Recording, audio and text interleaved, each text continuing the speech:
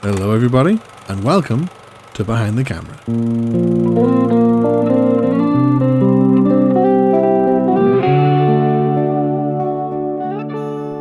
Here we are with episode 125 of Behind the Camera. As always, before we get into today's show, if you would like to support the podcast, you can follow me on all social media using the link in the description, which will take you to every platform and also includes a link to my book, Behind the Camera, The Journey So Far, which you can get in paperback, ebook, and for free on Kindle Unlimited. I'm also on Patreon. For £3 a month, you will get access to more behind-the-scenes content, including an exclusive series where I catch up with old guests and much more. But now, getting into today's conversation.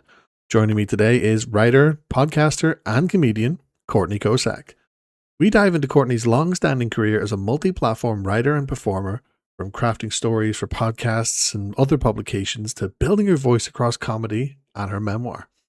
Courtney shares how years of writing, creating, and putting her life into her work ultimately led to her debut memoir, Girl Gone Wild, and the personal journey behind bringing that story to the page. But now, here's the interview. Courtney, welcome to Behind the Camera podcast. Pleasure to have you on the show. How are you doing today? Great. Thank you so much for having me. No, it's my pleasure. So you're a writer, comedian, podcaster, been doing this for a while. So let's just start from the beginning, take us back, and let's talk about your journey in sort of media going forward. So I had a big dream to be an actress starting as long as I could remember. And so I chased that as hard as I could. Grew up doing plays and went to college for that and did some independent films after college. And then maybe around 26, 27, got sort of like disenchanted with acting as a job. I hated being like the last person brought into the creative process and being at the whim of people who would decide whether I was cast or not. And so I really made the pivot to writing then. I started writing to create opportunities for myself. And then I realized, like, oh, this is the thing that I love to do. And so I started screenwriting, I started writing essays, and that was like 2010, 2011, and that was when the dream to write a memoir was born. And then, along the way I started podcasting, I did stand up, I do stand up comedy, and my debut memoir Girl Gone Wild just came out a couple months ago. So That's that's awesome. the Cliffs Notes. That's still quite the journey as well, because I think a lot of people kind of have that sort of aspiration to go into acting. And I think even before people like think about like writing and like creating, I think acting seems to be like the kind of biggest aspiration of like a lot of people, Yeah. in terms of creativity. And was that like kind of a harsh lesson learned when you kind of realized it's like, actually, I want to be the one creating, I want to be the one in control? I was like kind of relieved by, the discovery that maybe I would be a great writer instead.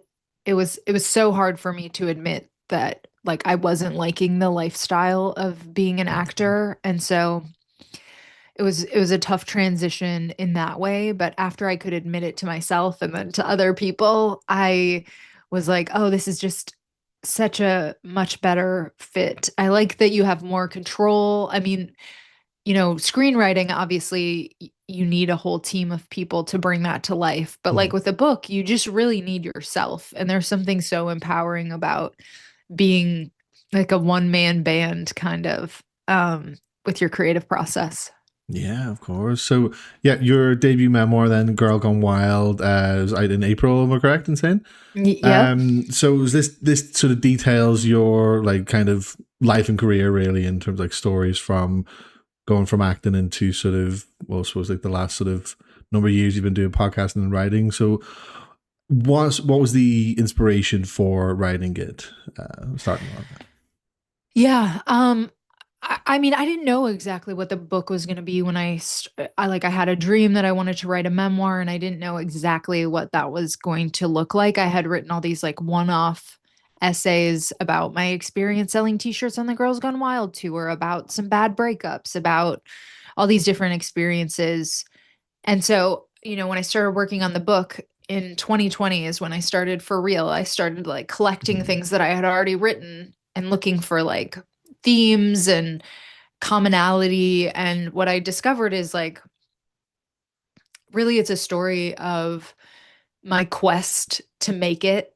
It Yeah. started as an actress and, you know, the dream that kind of drove me and led me to encounter some of the underbelly of Hollywood, including that experience selling t-shirts on the Girls Gone Wild tour. And really what all those experiences had in common was they taught me what society thinks about women, which is not great all the time. And Mhm. so I really think of it as an unwitting feminist coming of age. Mhm. Yeah, absolutely. And like in terms of like the writing process of it, like did you find that when you were writing that you were like, oh my God, like all these stories, all these experiences, like, you can, because you obviously have to think back, relive, and, if you've got things written down before, but was it like a reflective journey for you? Like, looking back and realizing kind of how far you come and even like learning new things as you were revisiting old memories and stories? Oh, yeah. I mean, I think a lot of the experiences, I had a lot of shame around some of them. And Mm. so they were like a little bit suppressed. And so I was making all kinds of discoveries as I was excavating them and, really trying to remember these things that I hadn't tried to remember in a really long time. And so there was a ton of reflection involved in that process and just kind of like reprocessing like what did that really mean and like how much of that experience was if it was something that I had thought of as a mistake, like was it really my fault? Like, there Yeah. it allowed me to uncover the situation in a new way and just realize, a lot of it was maybe more complicated than I initially thought. Yeah, yeah, absolutely. And like, yeah, it's because it sounds as though it's like very much a sort of like is very more reflective rather than just like these are some hilarious stories, yeah, as much as there would be an element of that, but at the same time when you kind of look into the undertone of it, like, from like the writer's perspective, it's very much a kind of reflective journey, as this is literally, to the reader it might just be like, entertaining stories, but like, this happened and this is kind of how it affected me and how I kind of moved on from it and sort of became who I am today almost. Yeah, yeah. I mean, I there's a lot of laugh, cry, cringe, but there is, of course, like deeper meaning underneath, of course. Hmm. And did you ever have like, did you ever have to put like any stories in it where you're kind of thinking like, oh my God, I can't believe I'm putting this in the book, but I feel like it's necessary? Yeah. I mean, I just feel I'm a little bit shameless about that. I feel like why write a memoir if you're not going to be like brutally honest on the page? And so, there are a lot of things in there that don't make me look good, but I think that's how I'm being honest. And so I like that as a reading experience so much more. Like when I'm reading people's memoirs and I can tell they're just like putting it all out there, I think those are the best kinds of books. So, I just you know, endeavored to do that myself. And anytime that I had any hesitation, I was like, that's how you're moving in the right direction. Definitely, yeah. Obviously, because when you're writing something like that, you have full creative control. Like it's literally, nobody's making you do it. You're the one deciding to do this. So it's just like, yeah. I mean, if any, if you leave anything out, then you're kind of censoring yourself. And I think depending on some like the nature of some of the stories, like I mean, I kind of find like in terms of writing, if you if you do write something down, you kind of get like a sense of closure from certain things, and like I think it's very important to you know really get that out. And ultimately when somebody's reading it, like as much as you want them to be entertained, for the more kind of somber stories that you might be sharing or experiences like that you want them to really kind of feel, feel it through what you're writing and Yeah. read it in your voice and really just kind of put themselves in your own shoes. Yeah. And we all have things that we were embarrassed about or thought of as mistakes or wish we could do differently. And so I feel like, that's some of the most relatable stuff in the book. Yeah, yeah. And you mentioned that it kind of really brought out like your feminism, and really it was a kind of high, you change your view about how really like, women are sort of viewed and treated in the world. And is that something that you like learned on the writing process, or was it some maybe kind of deep down that you kind of knew about it throughout your whole career and it's really just kind of come out through writing?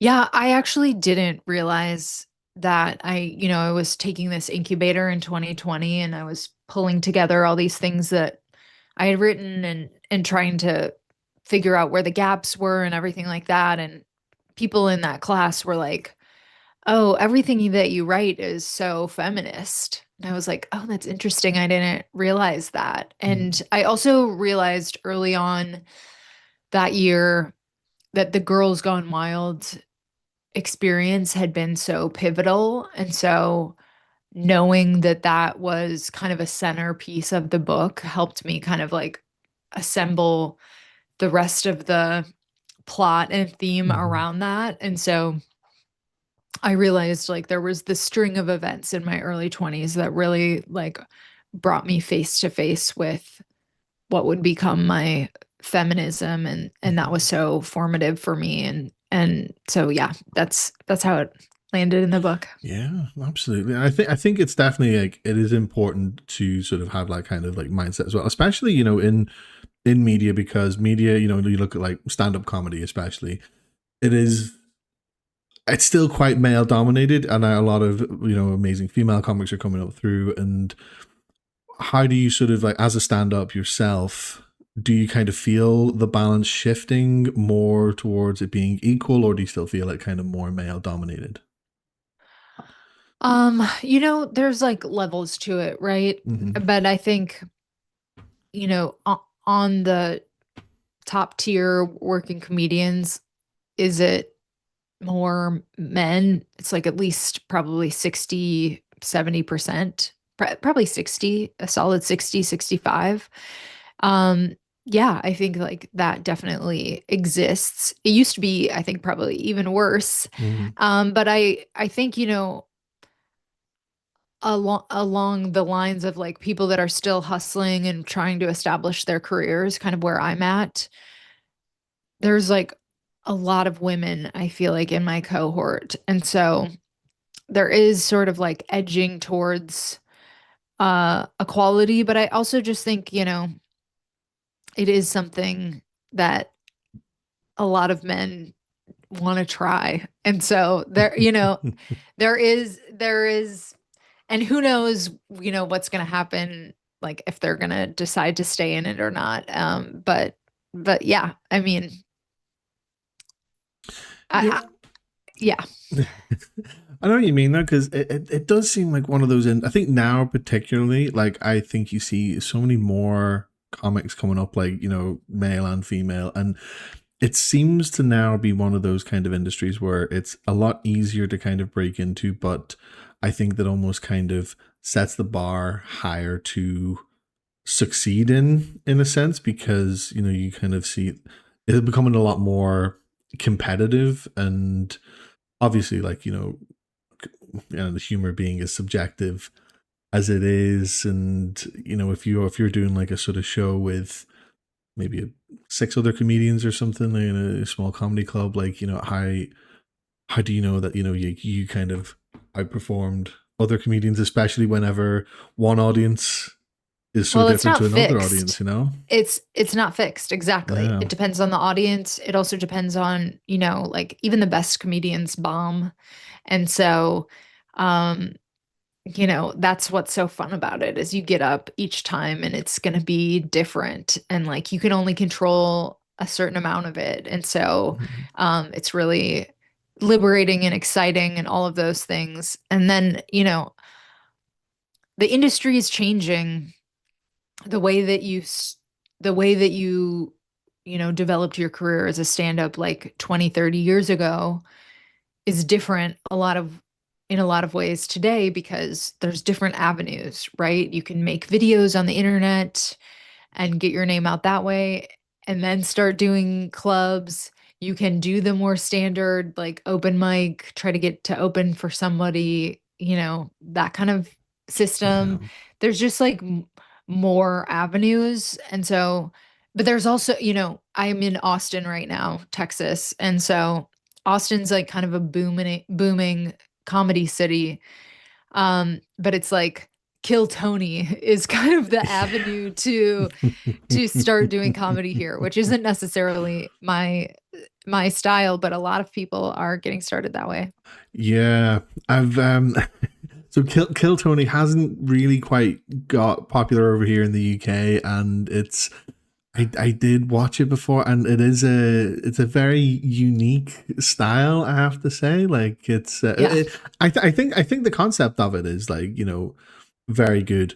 But the execution is a bit different, it's a bit unique, and think like maybe it just hasn't quite hit the UK yet in terms of like the understanding of it. But Oh, well, it's it's definitely for a specific taste, I think.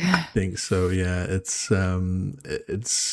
there's a sort of like a mixture between like almost dark and gross out humor, I think, with that. But then like there is like a lot of you do see like a lot of like funny people coming up, like because it's one of those things like you mentioned, in terms of like people posting clips on social media. That's kind of almost like one of the perfect shows for that, because like how many viral clips from Kill Tony like have you seen Yeah. from that. And it's yeah, like I think that's one that just still hasn't made its way over to the UK just yet.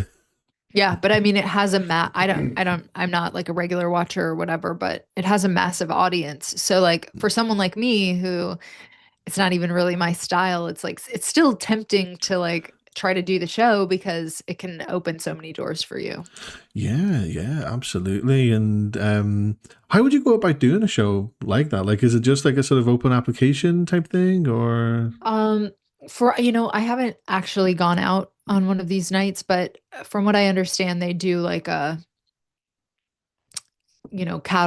cattle call kind of deal. And so you show up and it's Uh, sort of like a bucket pull. But I'm sure they're making some personal choices too based on who they want to get mm, up. no, that makes sense. Yeah, yeah. And that'd be like if you imagine going all that way and then you just don't get picked. You're just like, all right, okay, well. But you only get Some like people 60 are like seconds though. sleeping in their cars trying Oh, to get on Kill really? Tony. It's crazy. Yeah. Wow. Yeah. That's all for like what, 60 seconds? Yeah, 60 Something. seconds and then the time that you talk to the panelists. It's Wow. crazy. Because I mean, I understand that that gives like comics a chance, because I was chatting to a local comedian just before the new year or the end of last year, and like he was saying that he actually interestingly enough got started out making TikTok clips, but he he just did sketches, and they were like Uh-huh. very much kind of his head crudely photoshopped onto like a backdrop of something, of like a person or whatever it may be, and he just did sketches. And he went on a podcast and someone said, you should do stand up, I'm starting a comedy club, do you want to do 5 minutes? And he did, and that's how he kind of got like his break in the kind of local scene. And like it's interesting you Wow. say, because that's how the sort of how the landscape has changed in terms of exposure in comparison to Yeah. so many years ago. Like it's all about the kind of viral clips, and crowd work being another one. I think like you see some comedians who will explicitly do 5 or 10 minutes of crowd work, and a lot of the time So they it's can get clips. Yeah. yeah, exactly. And as a comedian yourself, like what's your opinion on crowd work? Like, are you a fan of it, or do you kind of try to avoid it? Because I know it's a kind of a contentious one with a lot of people. I'm like a writer first, so I mean I like to write my jokes Mm-hmm. and sometimes there's opportunity within the joke to like solicit a response from the audience. And so I do it more that way. But like I'm not ever trying to like Yeah. leave my fate in the audience's hands and like let there be an opportunity where I could lose control of the audience. I mean, some people have a special gift for it. Some stand-ups like loathe the idea that, because the reason people are doing that kind of crowd work is because they can get clips for social media without blowing their material. But is the crowd work as good as the jokes that they wrote before? Probably not. Most of the time. It's funny you say that because like there's I've seen comedians like that before. Now these are comedians who will sell out arenas everywhere they go solely because of what has made them go viral, what's got them popular in the first place. And it is one of those things where like, they never release, or very seldom would they release any of their like actual jokes or part of their routine on like social media. And then you go to one of the shows and you're just kind of like, this isn't as, because I the humor doesn't necessarily, the humor and like crowd work doesn't necessarily always lend itself to the actual what they have written themselves. Like, Yeah. because you have what like improvising versus something that you have written and are proud of. Like it's such a, it is very interesting, especially to the point where, because like like you say, it's not fixed, so it is really really interesting. Yeah. Yeah. So like as a writer then as well, you've been doing podcasting since 2013. You started doing voicemails to myself, a scripted comedy show podcast, which is quite an interesting one because obviously scripted like podcasts are done as like sort of shows, I think is a very very kind of niche type of show. It was So semi-scripted. semi-scripted, yeah. So we would I did it with my writing partner at the time, and we did two 20 episode seasons. And Mhm. so we played caricatures of ourselves, and then other comedians played characters in our lives, like our therapist or, our best friend or, the guy who towed our car or like, whatever the Yeah. case might be. And so we came up with a bit or like the premise of each um voicemail, and we would script it to a certain extent, but like we were working with these really talented comedians like Beth Stelling and Whitmer Thomas and people that like have great careers today. And so, it was like a waste to not have them, to not riff with them, and sort of Mhm. like we would have a great base for them to build on. And then we would also riff with them to get to where the final voicemail ended. It Mhm. was so fun.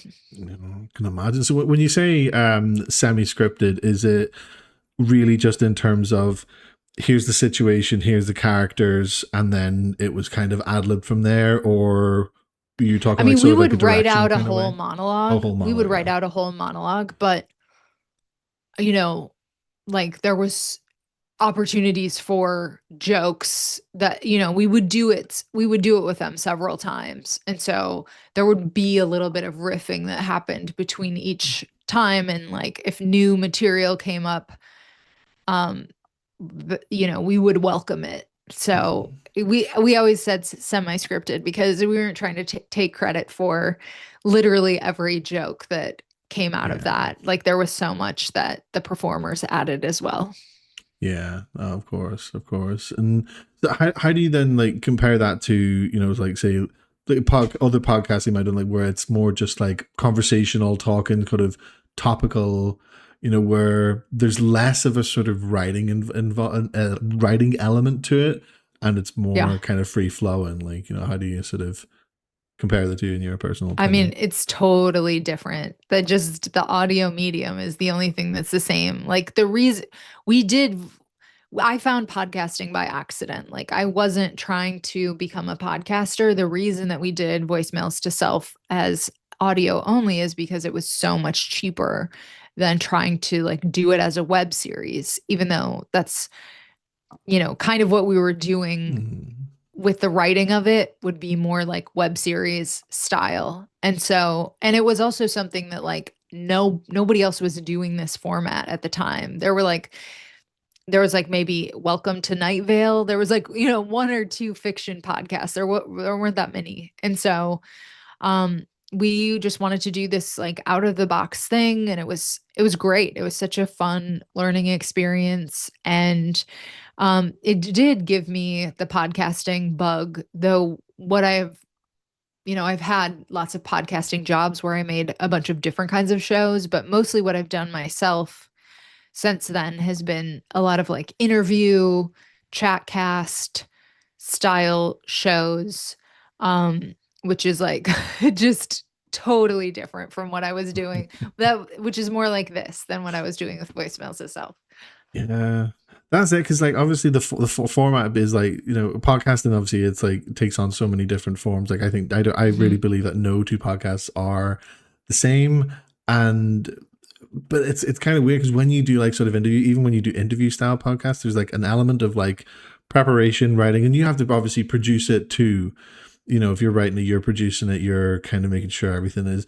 But it is I think it's almost like it's a different type of creativity, whereas you're not like Yeah. sort of like you're basically extracting a story from somebody else, from your guest, or sharing like Yeah. anecdotes and things like that.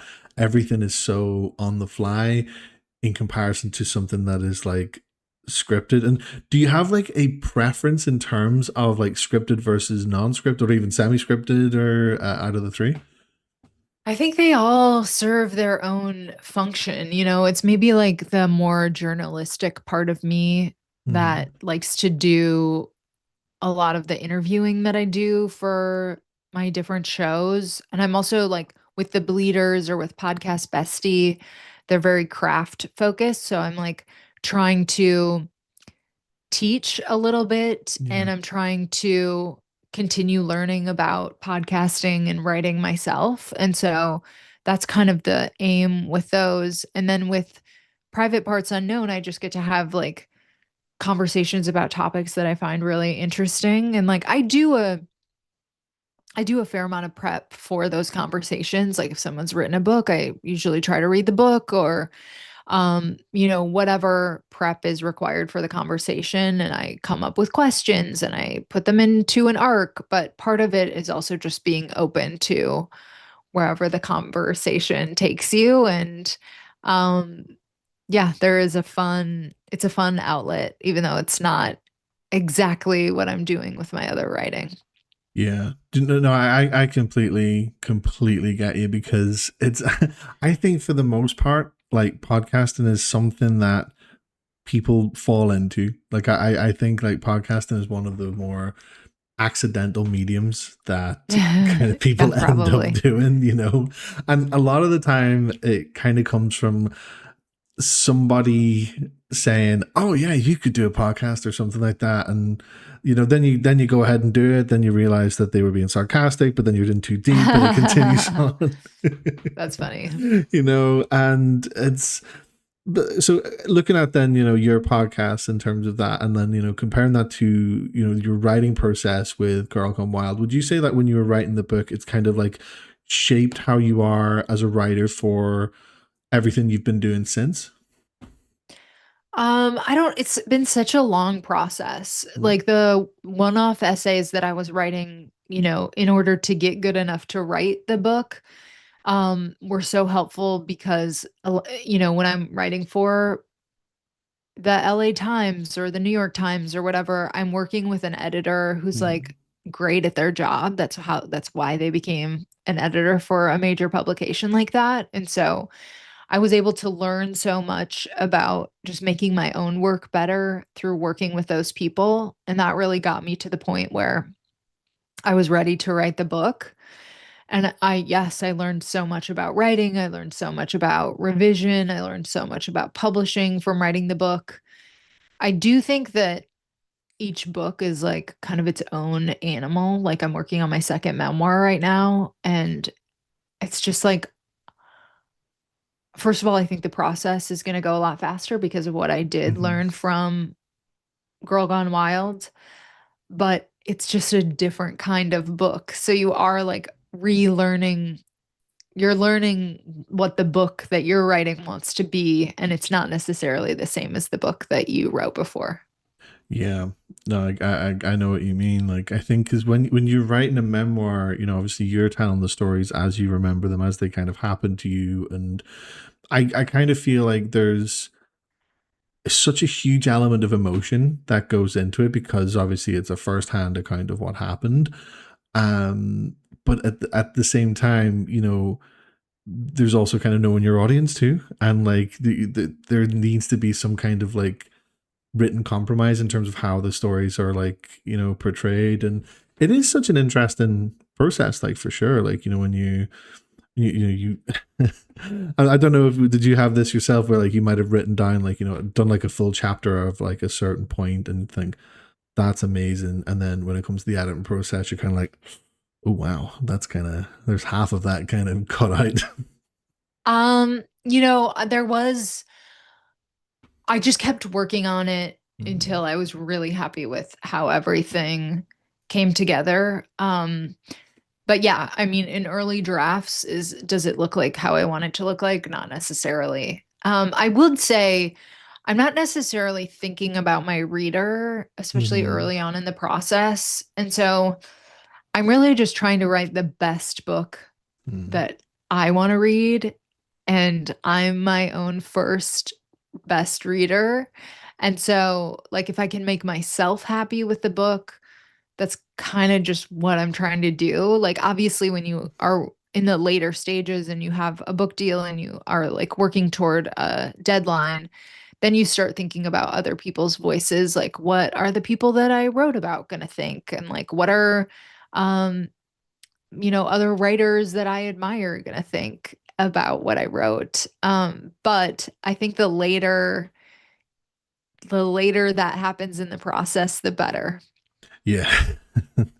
Yeah, I think so because I kind of find that like, you know, if you kind of, I think ultimately when you're writing a memoir it's like you kind of know what stories you're putting in, you kind of have a base idea in terms of like what where it's going to start and end, but at the same time you kind of, that's what you just want it to be first hand, say right, these are the stories, and then after the fact, you know, you have the story out, and then I think that everything else kind of should come secondary because I think if you keep second guessing yourself, then it sort of never gets done, and the, you know, the stories are still always going to be there. But then, you know, you don't want to kind of repress that.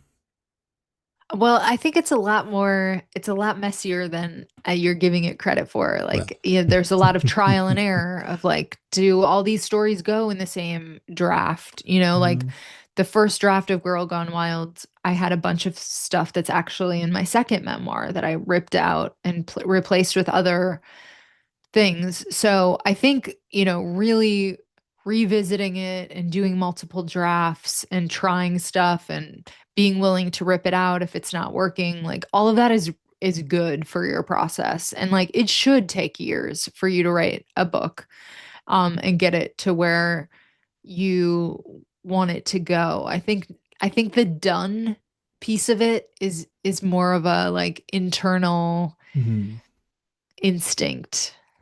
yeah, yeah. No, that makes sense. Like, so, you know, your second memoir that you're working on, like, you say that you've taken pieces from that were in the first draft of Girl Gone Wild. So, does this take on like a separate theme, like overarching theme that Yeah. some of the stories that would have been in the first draft are like better suited for, and same obviously with Girl Gone Wild, like everything's kind of set into an overarching theme into what's in that.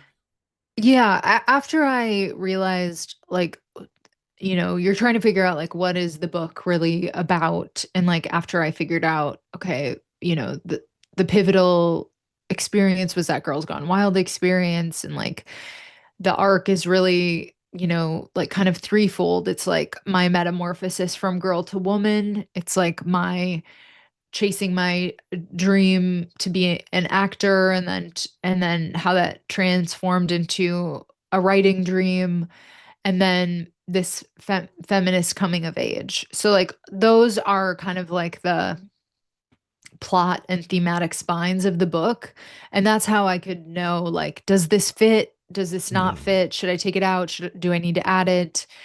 Um, and like just being really strict on like trying to be true to the spine of the book, I think is a good rule of thumb. And so, yeah, the stuff that I ripped out was about eating disorders and like, is it related to my coming of age and is it related to feminism? Yes, but it felt like overstuffing the themes. Hmm. And so, um, yeah, my next book is about this question of whether or not I'm going to be a mother and my own relationship with my mom and how eating disorder stuff is related. Yeah. Oh, of course, of course. Yeah. So like, when you take out those particular things, it's sort of, yes, it might be related, but it fits better into the crux of what you're writing, of course. Yeah. Yeah. Yeah. No, it makes sense. And um roughly, do you have like a rough time scale for this, or is it still like in its early stages at this point? Um, well, I'm in an MFA program right now, so I have to I have like half of a draft right now, and Hmm. by November I have to have more. I have to have like probably 20 or 30% more.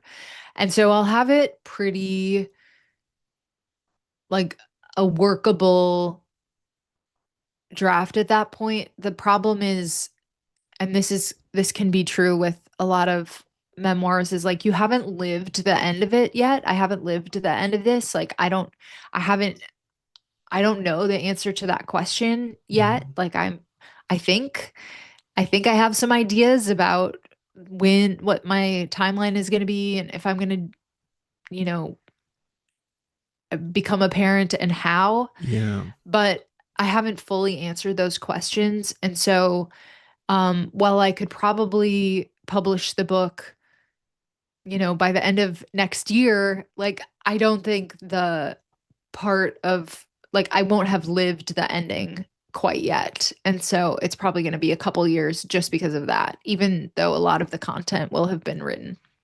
Yeah. No, I understand. Yeah, because memoirs are like particularly interesting to me because like of the sort of time scale behind them. Like I know a lot of people do them like quite reflective, looking back on like, anything from what 20 plus years or anything like that. But then you kind of also have some that are kind of maybe fit to like a particular small time period of like a Yeah. recent memory, and like sometimes that things like that they do like kind of do bleed into the present, and like it can be hard to know when to stop. But I suppose like, I mean, people say it should take years to write a book. It should, you should be doing it like, it should always be like a work in progress. You just take as long as you need, especially with memoirs, is because who knows that next week something life defining might not happen. Do you know what I mean? Yeah. Yeah. I think it really depends on the book that you're writing. Yeah. I think, like I said, this process has been so much faster than the last one. And yeah, I am just waiting to kind of like live the end of it. And so like I'll probably have started writing another book before I actually finish the next memoir. Hmm.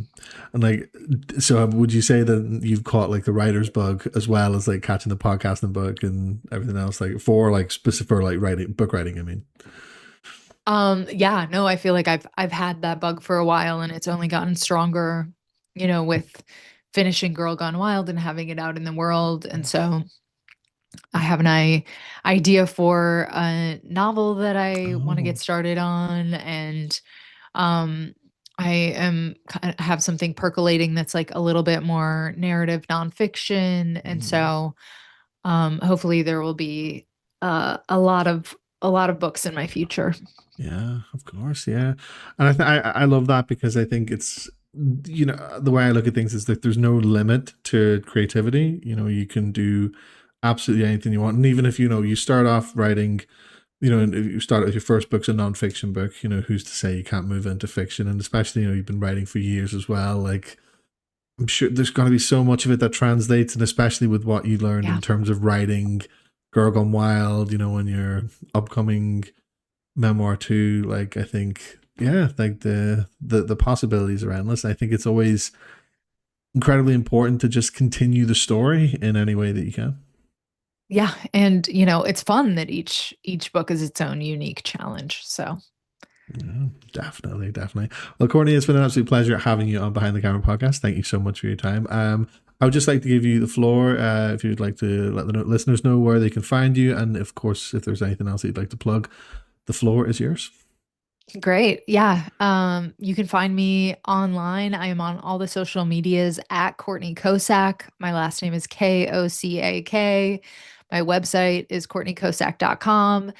And of course, check out Girl Gone Wild. You can get that wherever books are sold. You should be able to request it from a local bookstore. You can get it on Amazon.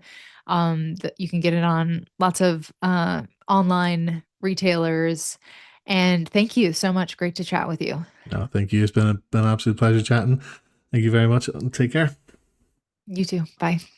And there you have it for episode 125 of Behind the Camera. Huge thank you to Courtney Kocak for being today's guest. If you'd like to see more of Courtney's work and check out Girl Gone Wild, head over to www.courtneykocak.com. As always, thank you to all patrons for choosing to support the podcast via Patreon. It means the absolute world. And of course, if you would like to stay connected with Behind the Camera, check out my link tree in the description for all socials and for my book, Behind the Camera, The Journey So Far. Thank you for listening, for the support, and for being part of the journey. Until next time, take care, stay creative, and I'll see you soon. But until then, peace.